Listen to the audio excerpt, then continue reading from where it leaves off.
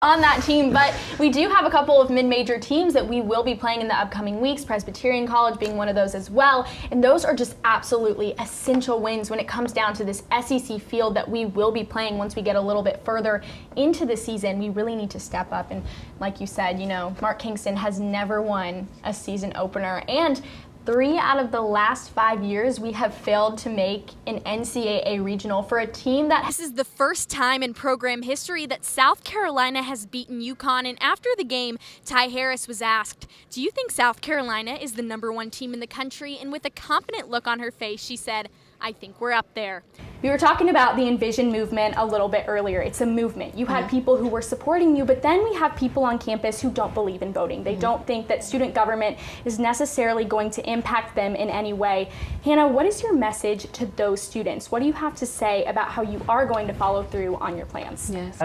I have got to ask you, have you had the opportunity to use this library personally with second semester senior year? I don't know how much, your class. You got a nice little side hustle of playing the guitar, businessman by day, guitar player by night, make a little extra cash. Smart and creative. I don't blame you like at all. I know. You'll be bringing in the bucks. Well, the South Carolina women's basketball team will begin their run in the SEC tournament in Greenville today. The #1 seeded Gamecocks will tip off against the #9 seeded Georgia Bulldogs at noon.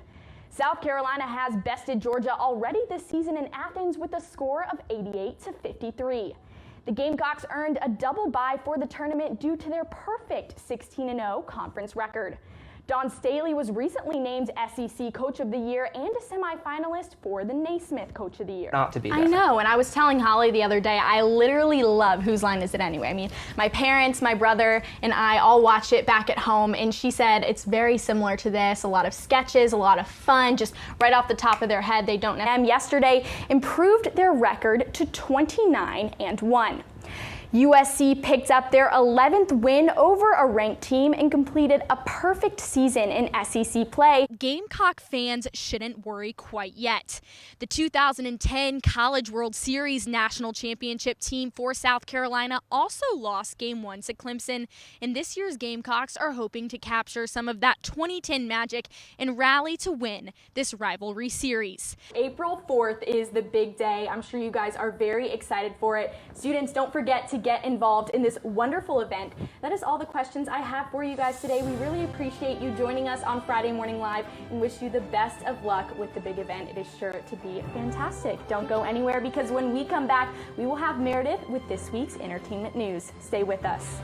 Jr., he didn't even start off the season for the Kentucky Wildcats as their quarterback. That's right, he was a wide receiver, and now he has trekked. A little bit about yourselves, not about the campaign.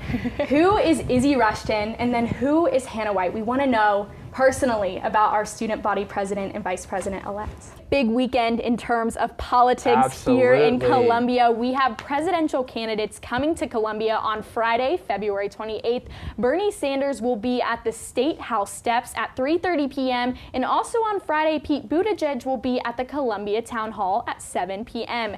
You can visit wistv.com to find out more about where candidates are throughout the rest of the week. With this win under their belt, South Carolina can now fully focus on their rivalry matchup this weekend against the Clemson Tigers. Commented on the matter saying, quote, "There's no sincerity, there's no genuineness when it comes to it.